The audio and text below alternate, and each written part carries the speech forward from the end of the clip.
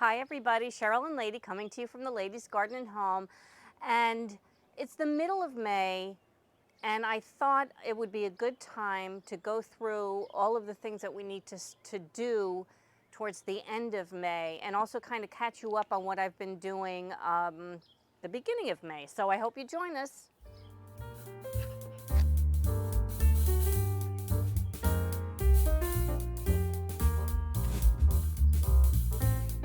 Consider today kind of the first day of real planting season, and the reason is because it's the pre-sale pickup time for the annual Japan Garden Club sale.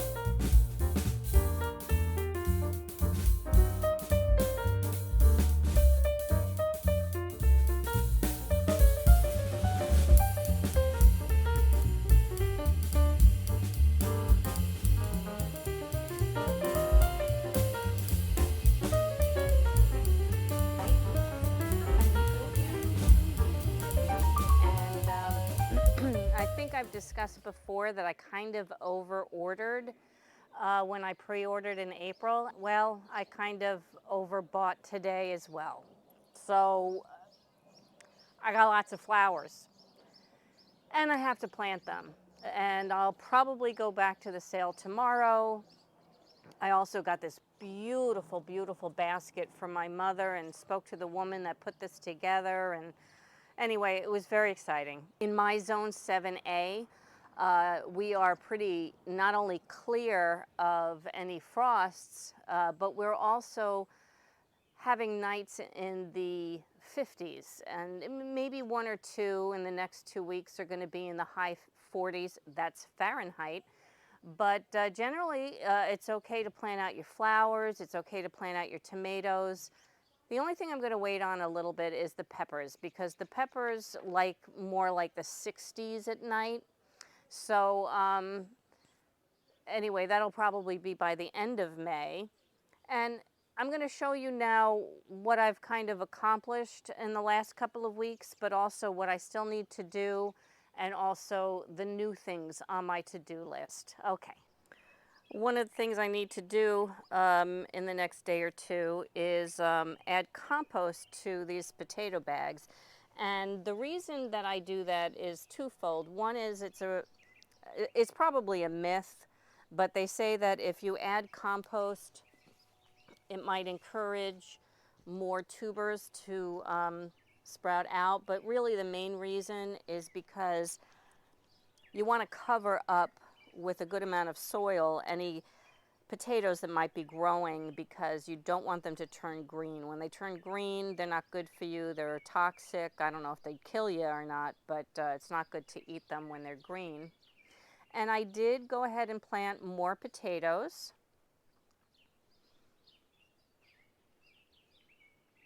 And over here, I pulled out what was the rutabaga and radish row, and I planted more potatoes in here. They haven't started sprouting yet.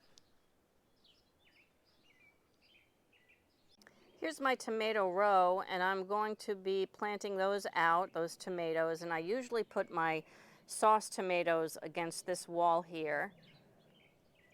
And as you can see, cauliflower is doing pretty well, and I've got a volunteer borage right there. I've got the garlic. This is a broccoli rabe that overwintered, and I have been harvesting quite a lot of the broccoli rabe.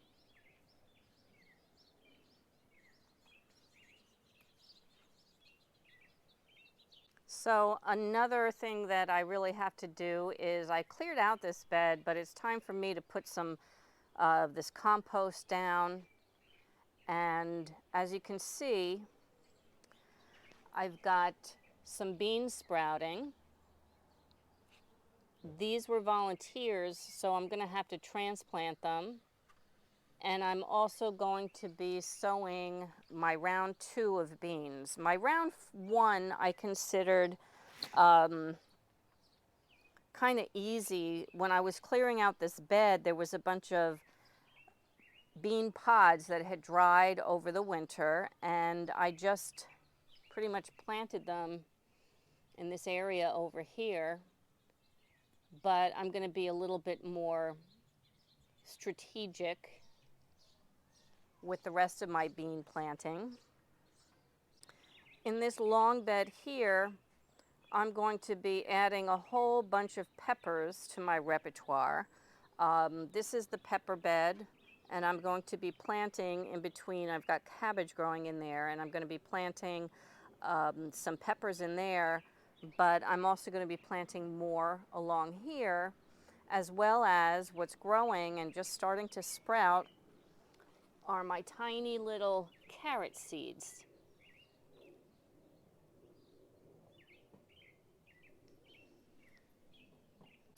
So these are the leeks, and I kind of gave up on figuring out where I'm going to plant them this time of year. And I've decided I'm going to transplant them into a pot, and I'm going to let them grow a little fatter, a little thicker. And then when I have some room in my garden after I harvest the garlic and maybe the onions, then I'll have room to plant them. But for now, I'm going to have them grow on in a pot. I purchased these French marigolds today because my marigolds did not do well that I started from seeds. If you follow my channel, you know that this spring I really had been fighting an aphid problem both inside and outside the house with my seedlings. So I only had about 3 marigold plants make it, and I decided to pick some up. These are going to be dotted in between my tomatoes and maybe my peppers too. They're so pretty. I love these colors. These are my colors, the oranges, the yellows. And so these have to go in after I plant the tomatoes out. Something that I started for the first time last year doing. Oh, you're kissing Mommy. You're such a sweet girl. Thank you for the kisses. Was I started sowing my summer squash later in the season and not to transplant them out this time of year. And the reason that I did that was because I have squash vine borers in this garden. And in a couple of different places where I planted them in the past, they have just been devastated, even when they've been in containers. What worked for me last year was that I sowed them late spring and I planted them out in the summer, I think in July. I think I'm going to plant them out in July. I think maybe last year I waited till August, and that may have been too late. But anyway, I'm talking about my zucchini, my golden gooseneck yellow squash. And by then, the squash vine borers have gone on their merry way. They are no longer around. So I'm going to do that again. I'm not sure I would have waited this long for pumpkins if I was growing pumpkins this year. I actually tried to have a patch self-seed itself by putting old... Well, don't do that while I'm on the video. Cut off. No, no, no. No digging. She's in the same spot. Anyway. Okay.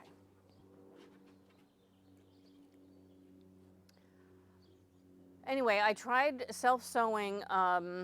I tried letting some pumpkins self-sow themselves. It didn't work. They didn't come up. I'm not going to do pumpkins this year. I'm not going to devote the space to it. I love growing pumpkins. If I had a much larger garden, I would probably have an entire patch of pumpkins.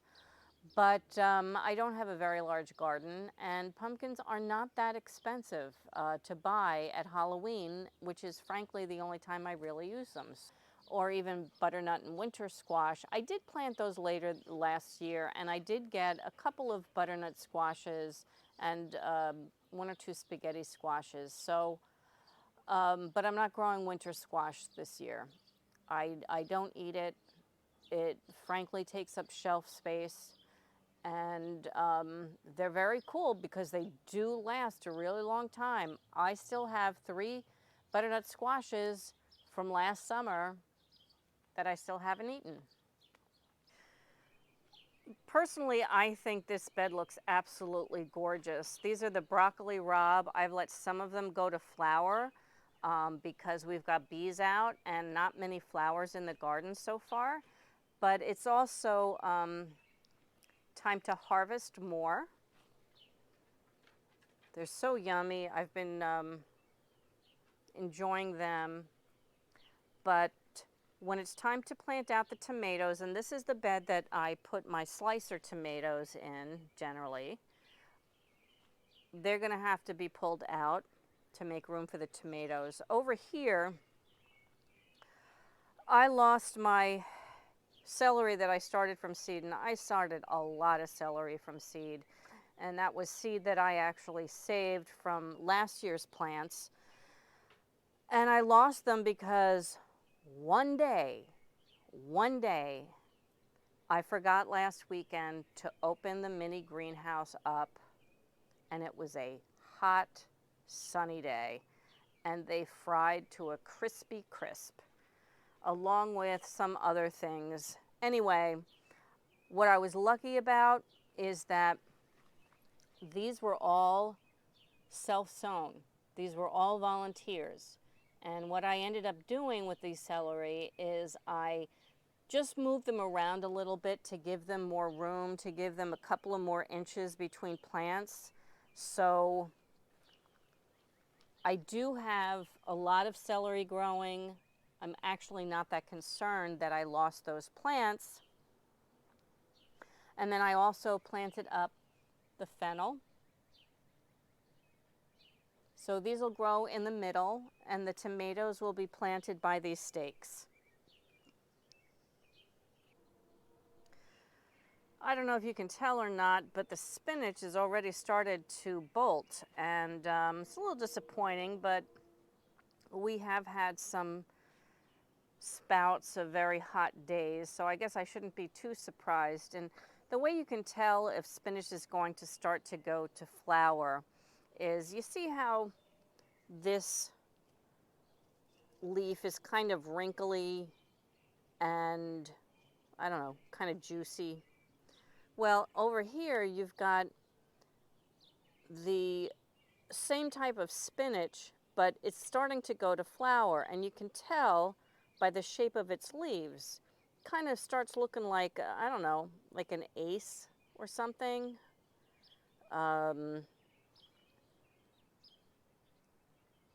But if you can see here, there's a little tiny flower. Anyway, what I'm going to be doing, because I promised my son I would not make these containers very flower intensive, although I have to say these chives are just amazing.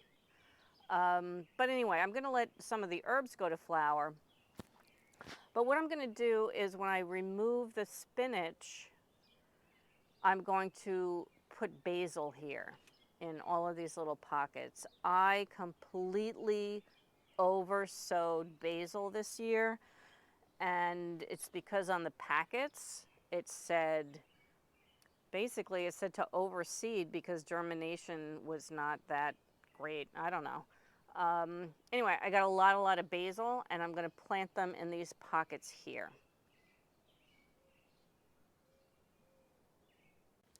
The weirdest thing about May that I have recently discovered is that now is the time to start thinking about your winter vegetables. So if you follow my channel, you know that I try to overwinter a lot of the cool season crops. And I've had some success, like with my broccoli rabe, but I have had little success with other types of brassicas. They've overwintered, they've lived, they've survived, but I think what happens is it warms up too fast for them and they go immediately to flower. And that was the problem that I had with my Brussels sprouts. And I eat the sprouts of the Brussels sprouts once they've sprouted, but I've never had those like tight, cute little cabbagey heads. This year I'm going to try to sow them now. I'm going to sow them in May. and I'm going to see if I can get a harvest by like December or January. They're very slow growing. So other vegetables that you probably would want to start now if you want to overwinter them and have a harvest in the spring are things like the broccoli rabe, the purple sprouting broccoli. I only tried that once before. They didn't make it through the winter. I think they were too tiny. I think that was the problem. I started them too late. I think I had started them in the fall. I planted them out in the fall, and then when the first frost came, they were done. So I'm going to try to get them a little bit bigger and healthier so that they can withstand the winter. They are a very slow growing plant. But they are one of the very first vegetables you can harvest in the late winter, early spring. So I'm going to try them again, but I'm going to get them into the little cells now. I'm going to sow them now. Well, this is the bed that I told you that I wanted to make into my medicinal flower bed. So I did get this planted up, and funny enough, I had very little luck with my calendula and my borage starting them from seeds this year. However, because I had them last year in the garden, I had a bunch of volunteers. So what I did is I dug up the volunteers and I planted the borage. Is actually an echinacea plant that overwintered. I have a couple of them in here. And the calendula and the chamomile. And then over here, I planted up the cosmos today. And I have some room to pop in some other types of flowers, which I'm still debating in my head. And over here is going to be my little water feature slash flower bed. And I'm going to do a video when I actually make the garden bed. But as you can see, I've already put down the cardboard. And I did this because I've actually had this upside down pot and a little container here, a little dish here for a while, but it was just kind of sitting out in the middle of weeds and grass and stuff. So what I'm going to do is I'm going to plant up around it petunias, but like I said, I'm going to make a video about that. So here's a little corner that I'm going to try to make something out of. Granted, it's an upside down pot. It's also a pot over here that cracked during the winter underneath St. Francis here. I'm going to do something over here and I haven't decided what yet.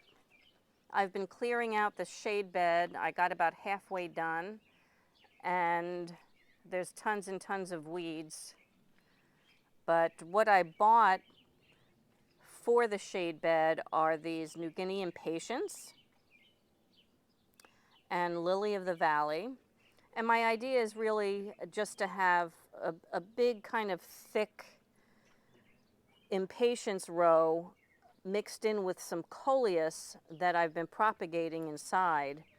And then the begonias, these are the wax leaf begonias and some lobelia. I'm actually going to be, I know, we got to power wash this fence. Pardon my shadow. Anyway, I'm going to be putting those in hanging baskets on the fence. Ooh, does that look terrible? I did trim back pretty drastically the lavender to open up the air and also the sunlight in the bed beneath it.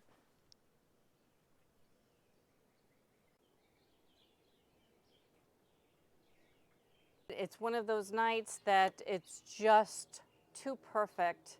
No wind, no humidity. Oh, just a perfectly blissful, sunny, dry day in May. And I kind of don't want to go inside, so I may putt around a little bit more. But as you can see, we're entering a really, really busy time of the month. I'll tell you though, if it stays this kind of weather, I won't mind because I'll be outside all the time. Anyway, I hope you enjoyed this video. If you did, please give it a like. And I hope you subscribe to our growing channel and share this with some friends who might like gardening. And from the Ladies Garden and Home, enjoy your gardening journey. Bye!